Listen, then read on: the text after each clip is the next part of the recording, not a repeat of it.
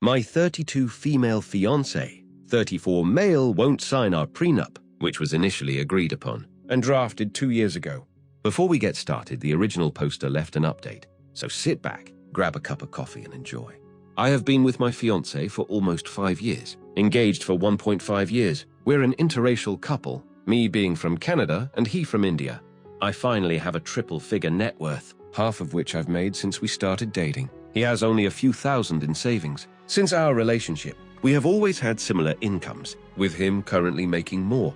I am generally safer with my money, and he has lost a lot of his in-poor investments.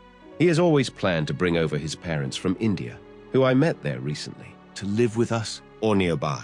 I was uncomfortable with this idea initially, early on in our relationship. After meeting them, I feel more flexible about this, because we all got along fine while staying at their house for a few weeks. We all realize that I will be the one to pay the down payment for our first home. As I am the only one with savings, I will likely be equally financially responsible for his parents because he can't afford to provide for them by himself. And their only wealth is their house, which they intend to keep. 2 years ago, pre-engagement, I told my then boyfriend that I'd like us to have a cohabitation agreement because we were coming up to 2 years of living together. This would also act as our prenup if we were to get married. I asked him if he'd be okay with that. He said yes. I included him in the drafts since he didn't want to get his own lawyer. When I gave the contract to him to read and sign, he wouldn't sign. Fast forward 2 years, and it still isn't signed. I have tried explaining how it's important for me to protect myself, especially since I will be contributing the most financially. To provide for us all, I am happy for him to get a lawyer and make amendments. I just want to know that in the worst-case scenario, I won't continue to be financially responsible for all of them or lose more than my fair share. Because he cannot support his parents. He knows I have witnessed many divorces, including my own parents. I'm a realist and want to be responsible. He feels like I don't trust him, and that I must not truly love him if I'm thinking of finances. I understand that our opinions on this are somewhat cultural, but I think it's unfair for me to be flexible and willing to take all of this on, without any security net if things go south. I was very resentful and anxious after the few failed attempts I made at having him sign/discuss it. I always left the conversations feeling selfish and immoral. I eventually gave up and tried to let it go. We're 2 months away from our wedding now, and some of this worry and resentment is resurfacing. What would you suggest doing in this situation? He is otherwise a wonderful, kind man, and I do love him. Updated. Before we continue, please hit the like button and consider subscribing. Wow. I did not expect so many responses. Thank you. To clarify, we currently split everything 50-50 and will continue to do so.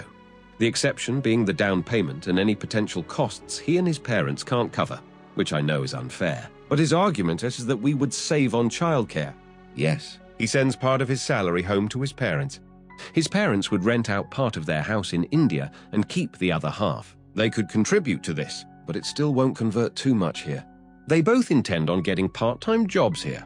Ideally, they would be in an in-law suite or duplex. I have made it clear that I don't want to share the same 4 walls when they are healthy enough to look after themselves. But who knows what we'll be able to afford. Prices in our city are insane.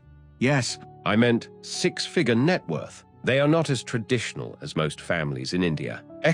They ensured their daughters received the exact same education as my partner, and they have similar jobs there. He's very generous when he can be. He funded our trip to India. I am aware that at this point, the cohab/prenup would likely be considered invalid anyway, because signing dates are so different, and we're too close to the wedding. I don't know what else to do in that regard. In my province, he is already entitled to half of what I've made during our relationship, simply because we've lived together for 2 years. I didn't know about this until 1.5 years in, hence the request for a cohab agreement at the time. If he had signed on time, I would have been protected in time. I didn't want to force him with a deadline, because of the coercion factor. Yep, half of the resentment is him going back on his word. But this is the only situation in 5 years where that's happened. So yeah, the situation is a bit more nuanced, and I'm already slightly screwed if we call off the wedding. Are there any other ways to protect myself?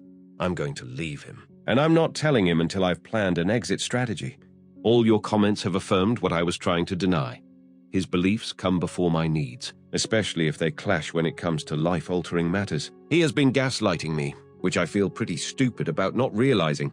It shouldn't take 2 years to do something I've repeatedly told him is important to me and asked him to do. This is where he lost my trust. I'm not even fussed about marriage. I'd happily stay in a common law relationship for life, still with a prenup. I only ever agreed to it because it was important to him. I needed this wake-up call, so thank you. Now let's read some of the comments left on the Reddit post.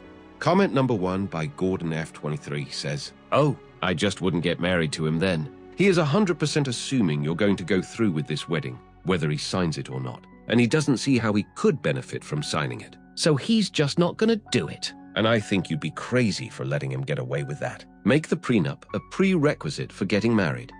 Comment number 2 by Hot Rod Homebody says, "Pardon the pun, but I can't believe she is signing up for this in general. It sounds like everything benefits him and enables him to be financially irresponsible, while she is supposed to be the stable one. And having his parents live with them probably won't be the situation she hopes it will be. I don't think he sounds like the partner that she thinks he might be. I see nothing but downside for her." Comment number 3 by Quaggan Knight says, "I love how OP mentioned he can be generous by paying for the trip to India," which of course he is, as he wants the parents' approval and OP's approval of the parents who will be living with them. Hence, it benefits him. This whole thing seems off to me, and with his mismanagement of money, no way in hell would I marry without a prenup, nor have the parents living with us. Maybe a duplex. Comment number 4 by Massive Letterhead 90 says, "I kept shouting, 'No!' in my head the whole time I read this post. You know OP's friends and family have warned her against him too. In fact, they'd probably be delighted if she called off the wedding. Not that she will." And that's the end of the video. Be sure to like, subscribe, and comment what you think about the situation below. Thanks for watching.